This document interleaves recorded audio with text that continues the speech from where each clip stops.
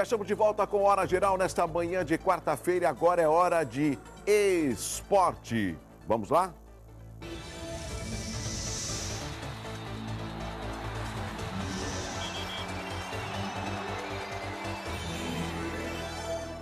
Brasil perde em Caldeirão Polonês e se complica no Mundial de Vôlei. O Caldeirão Polonês, feito nesta última terça-feira na Atlas Arena, em Lodz, na Polônia, complicou a vida brasileira no Mundial Masculino de Vôlei.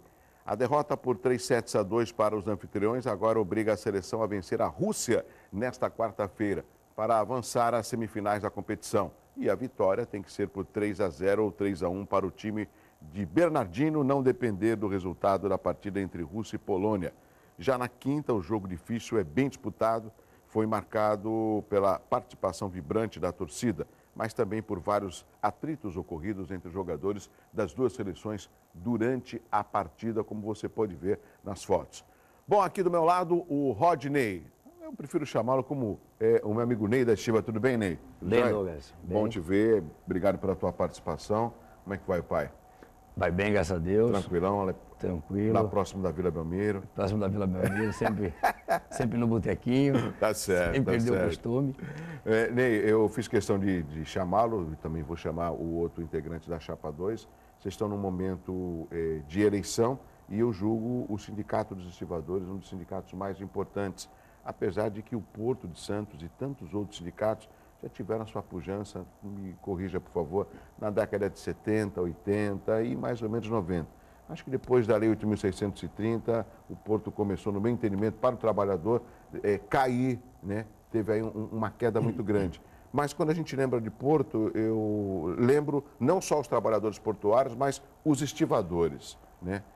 O que você pode dizer que você luta junto com a sua diretoria para tentar manter com relação a uma qualidade profissional dos trabalhadores da estiva no Porto de Santos?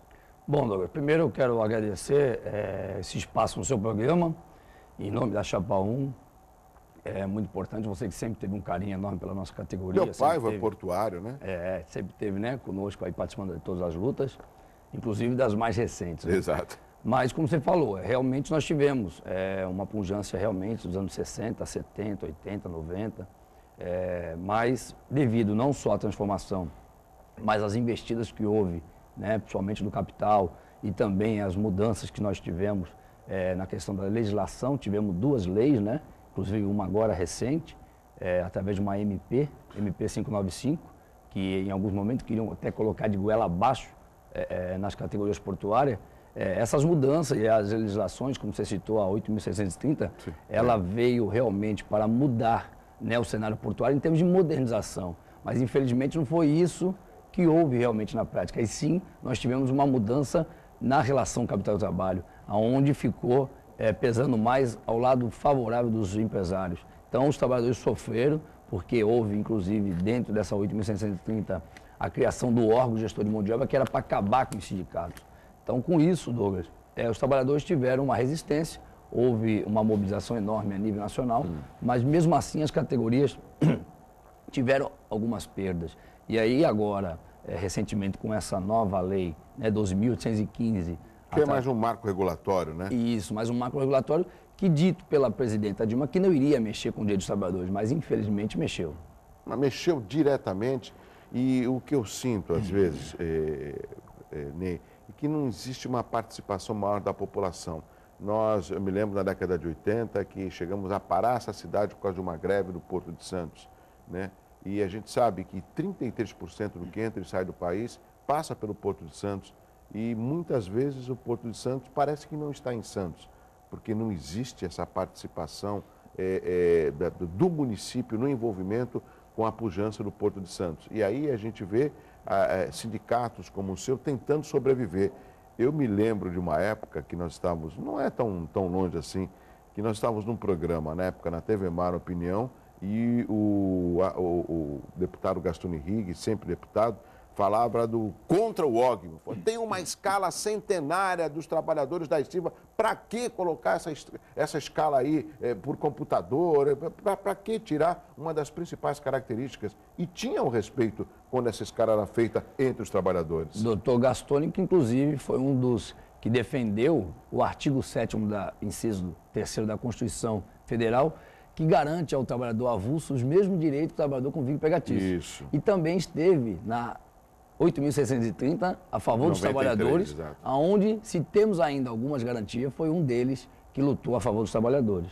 Às vezes, Ney, parece que a população esquece um pouco ou não tem conhecimento da história. É mais ou menos como a nossa representação. Eu não sei se quando você estiver nessa movimentação lá em Brasília, quando da 595, que vocês lutaram para tentar derrubar, se os nossos representantes, se você quiser, como estamos num período eleitoral, se quiser nem precisar citar, mas se os nossos representantes conseguiram fazer barulho, uma certa pressão na Câmara Federal. Tivemos, Diogo, tivemos sim, por parte de alguns, né? Principalmente da nossa liderança sindical, o Paulinho da Força, a qual esteve várias vezes, vários momentos à frente do nosso movimento. Tivemos também com o deputado federal Beto Mossuco, que também ajudou e muito, né, na nossa luta, principalmente na questão Embraporte, a qual é o Grupo Odebrecht, que é o maior acionista. E essa lei, infelizmente, no artigo 44, protege esses terminais privativos, aonde tira o direito. Para você ver o descabimento que tem, Douglas, que o governo entendeu que deveria fazer 2 modelos de portos, dentro de um porto só, o público e o privado, dando direito totalmente ao privado, e essa é a maior luta nossa, e é uma bandeira prioritária da Chapa 1, que é manter o mercado de trabalho avulso e vinculado, porque, infelizmente, nesses terminais privativos, o governo deu de mão beijada para que eles possam usar a mão de obra de fora. Ou seja, eu sou estivador no terminal público. No terminal privado, eu não sou estivador, eu não trabalho nos navios no terminal privado. É como se o médico trabalhasse na rede pública, mas não pode trabalhar na rede privada. É um descabimento. E é como o trabalhador portuário desempregado fica de braços cruzados olhando lá no terminal um carregamento ou descarregamento de cargas e tudo isso por causa de mão de obra própria do terminal e você tendo que trabalhar não tendo espaço, em outras palavras. Ou seja, é triste, porque aí eu também não tenho muito receio de falar, a forma como tentam desmontar os portos no nosso país. Ney, a gente fala de Santos porque a gente vive aqui em Santos. E esse é um momento de eleição e eu não vejo muito aprimoramento nesse tipo de discussão.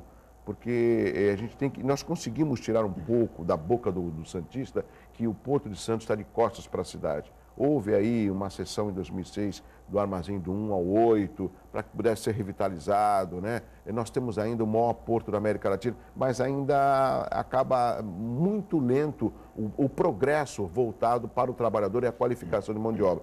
Ontem saiu no jornal A Tribuna um sistema de monitoramento do porto, até comentava que bom, é importante. Mas e a qualificação do trabalhador portuário? E o SENEP? E os equipamentos para que os trabalhadores possam, de fato, trabalhar com qualidade e com excelência? E aqui eu faço uma observação muito clara quando as principais lideranças portuárias acabam visitando outros portos, que no meu entendimento não traz nada de bom, entendeu? Porque a gente tem Antuérpia, você tem no Japão, tem Kobe, você tem tantos outros portos que são modelares e hoje com a globalização seria fácil de implementar aqui no nosso porto. Infelizmente, Douglas, acabam trazendo só o modelo operacional e não trazem o social, né? Que vem, como você falou, dentro da qualificação, investimento no homem, né? Isso, infelizmente, eles deixam em segundo plano. E a questão da estrutura portuária, infelizmente, o Brasil é muito lento. O Brasil não olha, né? Não vem olhando há anos para uma das infraestruturas de qualquer país importantíssimo, é os portos. Infelizmente, nós não temos esse investimento que tem em outros países. Quer dizer, então a gente fica muito atrás, né? E ainda acaba, infelizmente, o governo entendendo que deva investir em portos de fora, como Cuba, né? E Montevidéu agora no Uruguai também. Então isso para nós é o fim do mundo, quando a gente tem que ter uma estrutura para que a gente possa escoar toda a nossa safra. E Ney, sabe o que é pior de tudo isso? É que não tem condição, não temos verba, não tem como ajudar. Pô, a gente até entende, mas tem dinheiro. Nós somos um país emergente. Então, estão tirando um sarro do nosso PIB, falando que é um PIBinho, um produto interno bruto. Então, esse é o momento de você investir, de você aprimorar, de você avançar. Ney, eu vou deixar para você falar um pouco mais sobre as tuas propostas nessa eleição que vai acontecer em breve. Você vai explicar e tudo mais, mas eu não posso perder essa oportunidade de relatar aqui a preocupação que você, como presidente, está tendo com relação aos navios que estão na Barra e alguns já até atracaram com a preocupação do vírus Ebola de chegar aqui na cidade de Santos. Eu também não quero alardear, a Anvisa e também a Secretaria de Saúde estão atentas. Mas qual a sua preocupação como presidente do Sindicato dos Estivadores? Veja só, Douglas, houve um trabalho intenso por parte de todos os sindicatos, inclusive eu, Cirino, Josimar, seu Adilson, todos os sindicatos portuários, nessa preocupação e fomos buscar realmente informação, até porque nós estávamos só recebendo pela mídia, né? Então não tínhamos realmente uma informação concreta. Então tivemos uma reunião com a direção da Anvisa, com a CEP também, a CODESP, aonde relataram todas as questões sobre essa epidemia. Infelizmente ainda não estamos garantidos 100% como gostaríamos para poder passar aos trabalhadores. Há uma preocupação enorme, inclusive a qualquer momento algumas embarcações até sofrerem paralisações, porque o trabalhador não vai colocar a sua vida em risco. Há um risco, né? Isso dito inclusive pela própria Anvisa. Então nós tivemos sim um relato, uma informação, mas ainda não garante 100% dos trabalhadores. Hoje está atacando mais 3 embarcações, os trabalhadores estão preocupados, a direção está acompanhando, nós temos diretores que estão acompanhando as embarcações, mas a qualquer momento nós podemos ter sim paralisações, porque isso é muito sério. Haja visto que a epidemia está se alastrando muito, né, num percentual muito grande. Agora, Ney, não sei se você tem essa informação até para passar para os nossos telespectadores, qual é a ação da Anvisa? Era quando o navio fica lá na Barra, é lá que ela faz uma vistoria, tenta, não sei se é o termo correto, mas fazer um exame rápido com os tripulantes? Qual é essa informação da atuação da Anvisa? Então, há essa primeira inspeção parte da Anvisa na Barra, né?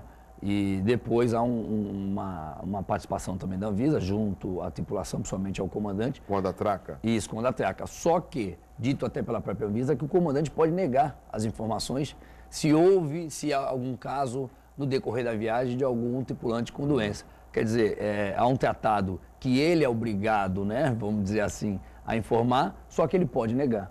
Isso há risco dele estar negando qualquer informação. Então, isso nos preocupa muito, porque não tem uma garantia, dito pela própria Anvisa que não tem a garantia 100%. E os estivadores, Douglas, é importante deixar isso bem claro, os estivadores são os primeiros trabalhadores no porto a ter o contato direto com a tripulação, porque nós precisamos pedir para a tripulação que abra os porões. Às vezes, em alguns momentos, o navio pode adernar à necessidade do geral da equipe de trabalho, dos nossos chefes de trabalho, estar com esse contato direto com a tripulação e nesse contato pode vir a ter esse problema com a epidemia. Agora, e com relação aos trabalhadores, eles são obrigados, uma questão de prevenção, não sei se a Anvisa ou o próprio sindicato, eles vão usar máscara, vão usar algum tipo de equipamento para tentar se prevenir? Nesse momento a Anvisa não passou essa recomendação. Colocou que seria só no caso de uma secreção, que estaria com um contato mais perto, né? Se o trabalhador tivesse até uma situação de contato dentro da cabine e tudo, mas isso há risco, porque às vezes há necessidade do trabalhador usar a cabine, usar, né, alguma dependência da embarcação e ter esse contato, entendeu? Mas o sindicato está atento com relação. Estamos atentos, estamos participando ativamente dessa questão. Eu vou fazer o seguinte, vou chamar um rápido intervalo, na sequência eu continuo conversando com o Ney da Estiva, assim como ele é conhecido. Quero saber há quanto tempo que ele está à frente do sindicato, o que ele pretende nessa eleição, quando vai acontecer, quantas pessoas estão aptas a votar, além das perguntas no 3041-6777. Eu estou vendo aqui um trio que veio acompanhar o Ney da Estiva e ainda no programa eles estarão aqui se apresentando junto com o candidato à reeleição da Chapa 1 do Sindicato dos Estivadores aqui da cidade de Santos. Eu volto já.